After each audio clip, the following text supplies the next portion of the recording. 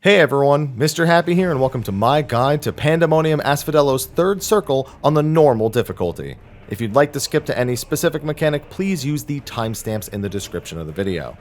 This encounter will see you face off against an ancient phoenix, or phoenix? The phoenix. The wall is death, and unlike most normal modes, it might actually behoove you to set some markers. You don't need them, but having cardinal directions marked around where you see here should help a ton. Also, assign each tank to be responsible for 2 cardinal directions. I like to have the main tank responsible for north and east, and the off tank responsible for south and west, and we'll explain that later. The start of the fight will immediately introduce the Phoenix's experimental Fireplume mechanic. This attack has 2 different possible outcomes depending on what animation the Phoenix uses. Now, if you see a single giant ball of fire come out of the Phoenix, then it means the center of the room is dangerous, so get towards the edge. If you see a swirling circle of smaller flame balls, that means it's going to be rotating AoEs that start on the outside and end in the center of the room. It's optical sights from Cruise Chaser if you've ever done that fight before, essentially. The first 2 attacks in the fight will be one of each of these in a random order. After that, the Phoenix teaches you its basics. Scorch Exaltation is a room-wide AoE, and Heart of Condemnation is its tank buster.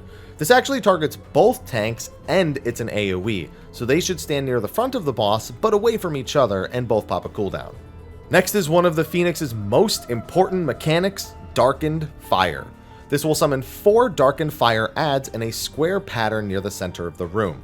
Shortly after this, the Phoenix will mark 4 players with numbered Brightened Fires, hitting them one at a time with these AoEs. To kill the Darkened Fires, you need to hit them with a Bright Fire AoE. This is one of 2 points in the fight that has a decent potential to wipe the party. If a flame is left unkilled, it deals massive room-wide damage, and if 2 survive, it's definitely a wipe.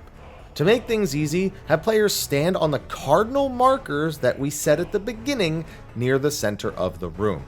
These spots actually hit 2 flames instead of 1, so the room for error here is much higher than assigning 1 player to each flame.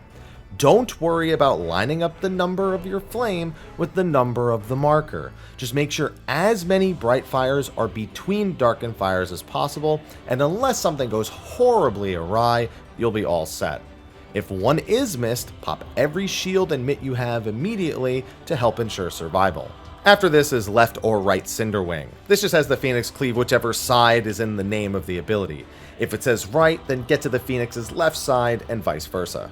After this will be a dive bomb through the center of the room to watch out for before you actually go into Phoenix's add phase. The boss will become untargetable and summon 2 sets of 2 sunbirds. The first set will spawn on the north and south side of the room with a large AoE indicator around them. That indicator itself doesn't do anything for now, but you need to make sure they do not die too close together. If they die together in that circle, the phase is going to wipe you at the end. Have your assigned tanks pull them slightly away from the starting point and kill them off. This is what we did the assignments for earlier. The adds do also do frontal or rear AoEs to look out for. Dodging them's easy, but bear in mind they can't be moved while they're casting those skills, so if they're not in a great position, don't overkill them while they're doing it. After you kill the first 2, another pair will appear on the east and west side, which you can handle the same way. All the while, there is some room-wide damage going out on occasion, and honestly, the tank autos here are nothing to scoff at, so make sure no one's health slips while you're taking care of these adds. Defeat them all before the Phoenix's gauge fills to full. Once all 4 are defeated, the boss will use Flames of Undeath, dealing some party damage and resurrecting all of the sunbirds. If there are any too close to each other, they will give the boss damage stacks and fill the gauge, resulting in a wipe. Just don't let that happen. Then survive the Phoenix's Dead Rebirth AoE and move on to phase 2. For the rest of the encounter, the Phoenix will be surrounded by its 4 Fledglings that were revived after you killed them. These will fire attacks very frequently at the second tank, so be prepared for them to take damage for the rest of the fight. Pop short cooldowns such as Heart of Corundum and Holy Sheltron as frequently as possible. The next new mechanic is Fledgling Flight. The 4 Fledglings will stop attacking the second tank and one by one appear in the arena. They will then do conal AoEs in the same order they appear. To dodge this, get behind wherever the second Fledgling appears, and after the first one goes off, get to the newly created safe spot. Super easy. At the end of this will be experimental Charplume. This is just a spread AoE on every player, so spread without being hit by the remaining conal AoEs. Next up is Devouring Brand. This summons 4 line AoEs from each cardinal side of the room that gradually merge towards the center. When they all reach each other, they will briefly expand before dissipating a few seconds later. Just don't stand in any of this. There's fortunately no other important mechanics that happen as you're doing this, so it doesn't matter which quadrant you go to. Right after the first Devouring Brand is Searing Breeze. This will just drop 1 AoE under every player's feet. Later in the fight it will begin dropping 3 back to back to back, however, so be prepared. After this you've seen every mechanic, they just get remixed together in new ways. Charplume will be followed by one of the 2 Fireplume mechanics, and the dive bombs are going to be accompanied by spread AoEs as well. There will also be more Darkened Fires, as threatening as the last, and these always come right after a Devouring Brand.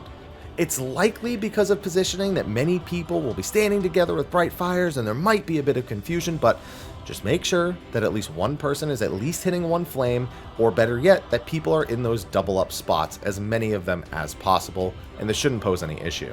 Just keep repeating everything until the Phoenix falls for good. Thank you for watching my guide to the 3rd circle of Asphodelos on the normal difficulty. Be sure to like, favorite, subscribe, and share, and stay tuned. We'll have more Endwalker content coming aplenty for you to enjoy. I'll see you in the next one, and until then, take care.